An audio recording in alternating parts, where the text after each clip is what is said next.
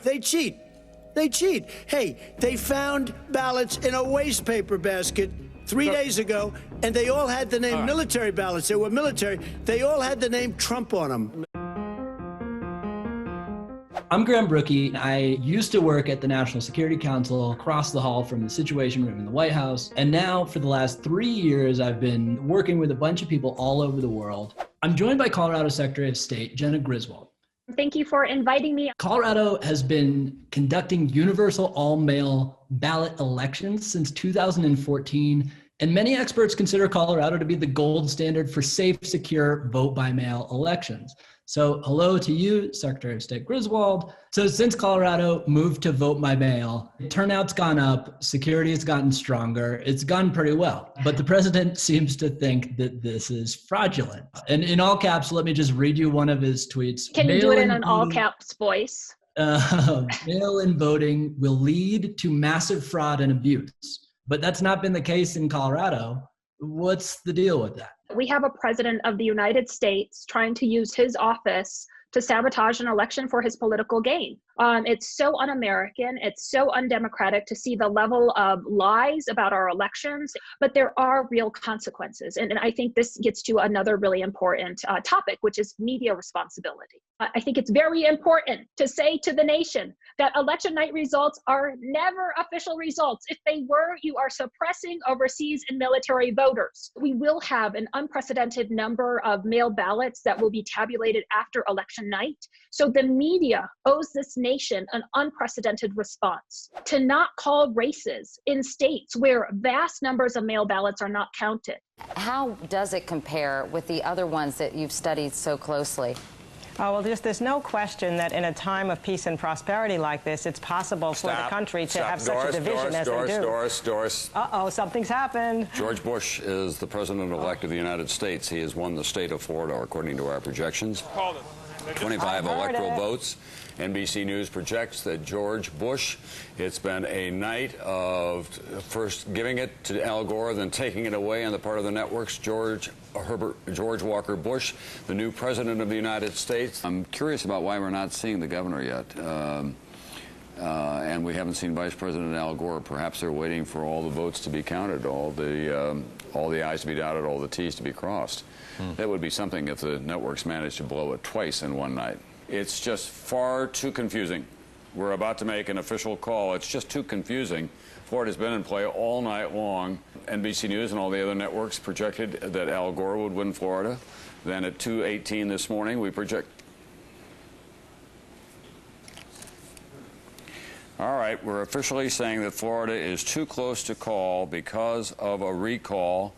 I know that the media loves to do the rating wars and get the information out there fast, but that is not the responsible way to do that this year.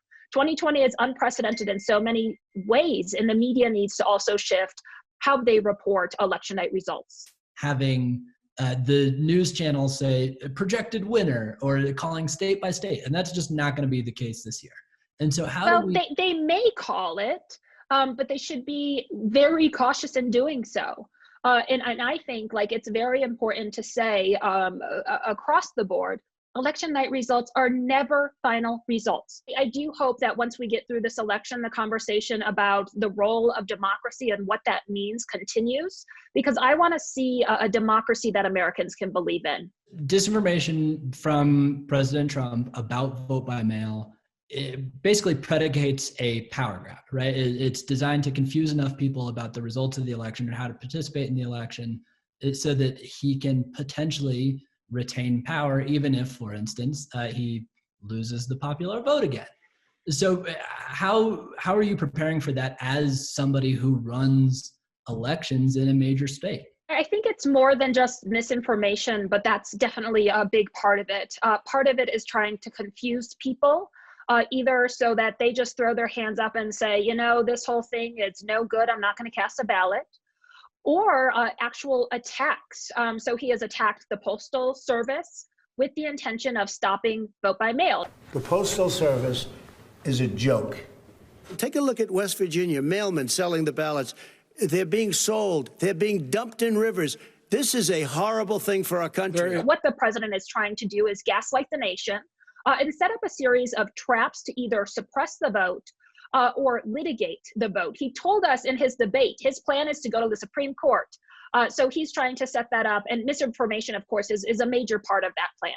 And you touch on something that's really, really important, which is that misinformation or disinformation, the spread of false information intentionally, has masked his very real efforts, like, for instance, defunding the Postal Service in the middle of a pandemic, to undermine voting by mail, which feels like a very indirect way of describing voter suppression. I would say it's a direct way of describing voter suppression. Disinformation is a tool of foreign governments to suppress American voters. It is a tool used by using social media to either suppress voters, just like the president, of not voting at all because they lose confidence, or trick them with false information to change their vote. Donald Trump went into kind of this tirade where he said that ballots were being dropped into creeks, military ballots were being dropped into wastebaskets in Pennsylvania. Take a look at West Virginia, mailmen selling the ballots. They're being sold. They're being dumped in rivers. The Secretary of State of West Virginia, who is a Republican, had to give out a statement that basically debunked the president, saying there are no mailmen in West Virginia that are selling ballots. Trying to respond to this, being like, what the hell is going on here? How do you approach that kind of broader narrative? Number one, I think you're 100% right to underline that some Republican secretaries of state have spoken out. I just did a panel yesterday with the Republican Secretary of State of Washington, Kim Wyman.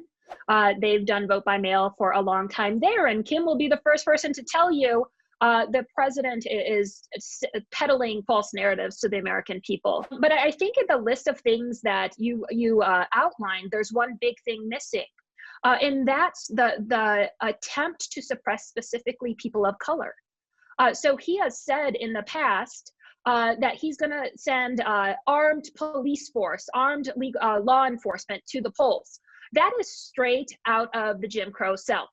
And then in the debate, on top of talking about elections, he called on the Proud Boys, a neo-Nazi group, to stand by. So the president is trying to suppress and scare Americans out of voting.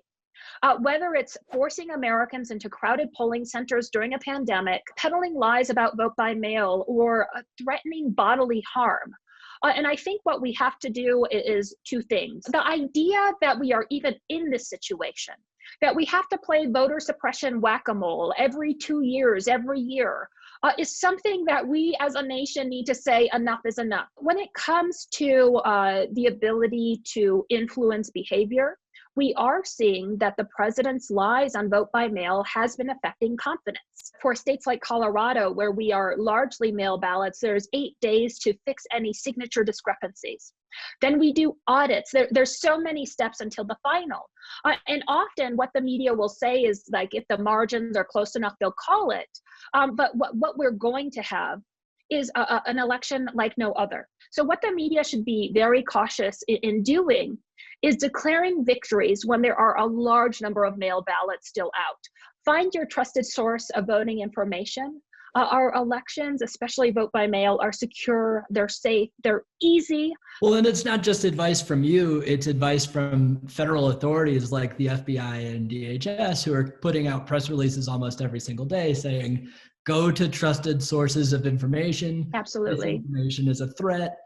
Go to secretaries of state or county clerks that know what they're talking about with regard to how to vote or the results of the election. Voting by mail is safe and secure, and don't get distracted by the noise. It works, and you should do it. And to your point, tune out the misinformation. We have a major problem in that some people are trying to use debunked information to undermine elections. And the information travels so quickly. One debunked story can very, very rapidly go through a supply chain of disinformation and then be mainstreamed to a national audience.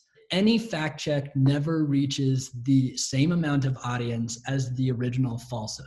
And just having the federal government, the US Senate, the president take this serious would be a huge step in the right direction, because the lack of any forward progress from those players, I think is telling in itself. I just want to thank Secretary of State Jena Griswold, who is literally running elections in Colorado right now, for talking to us about disinformation about mail-in ballots. Thank you so much, Secretary, for taking the time. Thank you for covering this important issue area, and thank you for everything you do. So if you're looking for more information about how to vote, if you haven't made your plan yet, if you haven't voted yet, then go to www.votesaveamerica.com/everylastvote and make a plan. And if you're worried about voting by mail or voting in person, the main point is to just vote. Thanks for watching. Please subscribe to our channel. And if you have any pieces of misinformation that you'd like us to discuss next time, let us know in the comments.